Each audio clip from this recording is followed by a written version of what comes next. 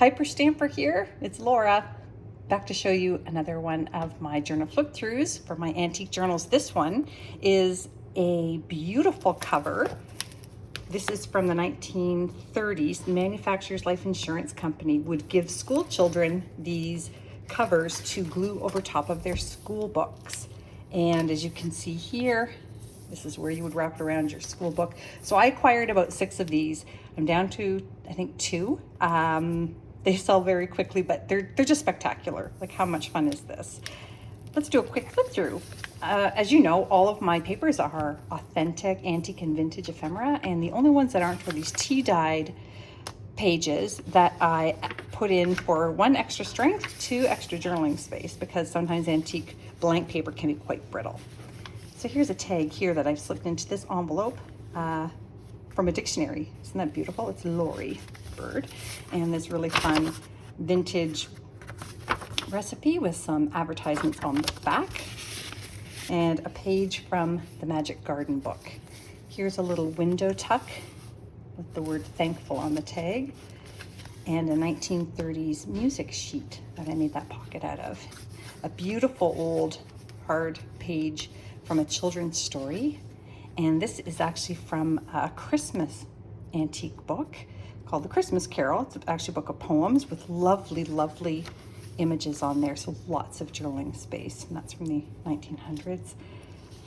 Some vintage music out of a school book, and here's a little poem from that school book as well. Here is a hidden paper clip, and on it I have this fun craft idea, pipe cleaner dolls in the alphabet. How much fun is that? And this came out of a McCall's annual from the 1950s.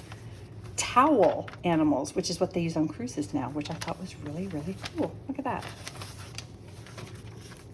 A little bit more. The flip side of those pages here, I made this little pocket out of an antique page and slipped in a receipt from the 1950s Pearl shop in Cincinnati, and you can journal on the front and back of that.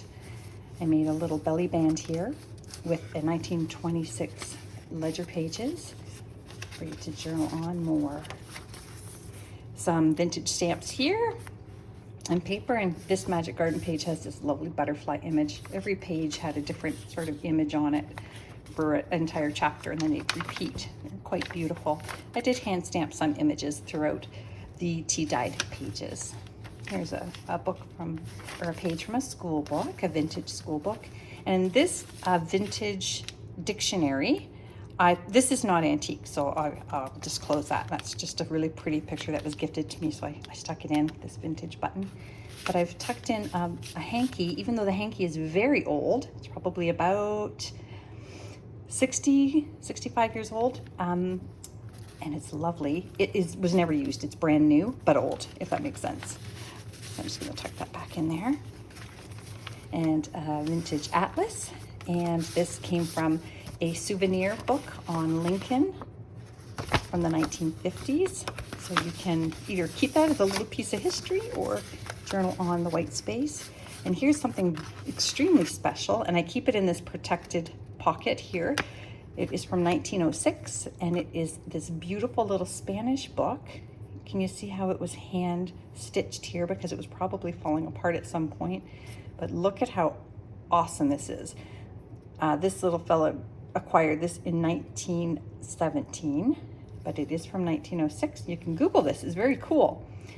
And that's a very special, has some value as well, piece of this book. And it is a pocket here, and you can vintage all over that, as well as this 1926 ledger page. This is an artist called Howells, a print from a book on his paintings from 1963. Paintings are older. The book is 1963. And I got this from an antique book, Time to Think, which is what journaling is all about. And I stamped gratitude on here. That's what I use my journals for, is the gratitude journals. This came from the book The Emerald Isle, and it's got this beautiful Irish photograph here on it, and this is from the early 1900s with a poem on there, and you can either just keep that because it's so special or journal on it. And this is from a Theater World magazine, and it is fantastic. It's got all these advertisements for costumes and fabric and theater production equipment. It's so much fun to look at these ads. 1930s Monopoly money from one of the original Monopoly editions. Another vintage map here. That same flip side of the page. I like the title of this, full color page, The Swinging Bridge. I just added some lace here. It is not old, but it sure is fun. 1930s music sheet. More of that Christmas Carol page. And this is from a 1950s magazine as well. Or sorry, a book, a bird book. I believe it's called Birds That Stalk, but it's really beautiful. And I'm just going to show you the other side of it right there.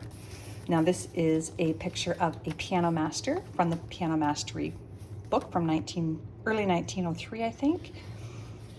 Great space to journal on the back of that. It's a lovely, lovely print image. A vintage playing card, probably from the 50s.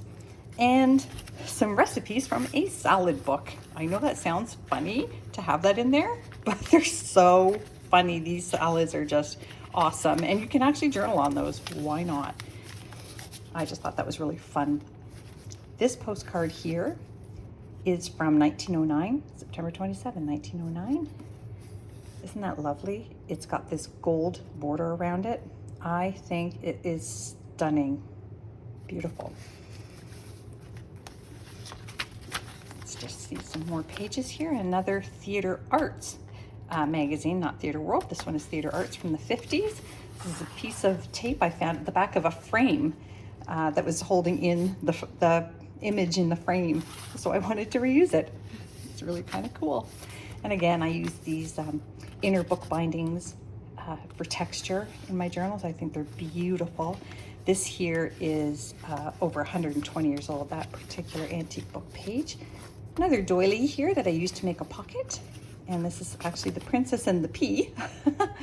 So I did this so that you could journal on the back, but see the wonderful colors of that there. And this is from a craft magazine. It's not super old, but it is vintage and it's crafts, and I love crafts, so I wanted to put that in there. And it's got just the most wonderful ads. There's a Betty Crocker cookbook page, very cheesy but hilarious, and in its own way beautiful. Look at the colors in that. So that's from the recipe book, and I left this from the Surlax how to make greeting cards from that same craft book. And here are some wonderful paper doll outfits. Aren't they lovely? These are the dress and the shorts, or the skirt to match the hat. And that's in a little glassine stamp envelope, also vintage. And I made a pocket out of an antique book page there. And I made this little book here out of a Jack and the Beanstalk children's page, and inside are all little scraps and things from books I have used. Another wonderful Theater Arts page there, and then the back of the book. So this is a true treasure. I hope you love it. You can visit my Etsy page. The link is below, or just go to Etsy and look up Hyperstamper with a capital H and look at my shop. Thanks for visiting.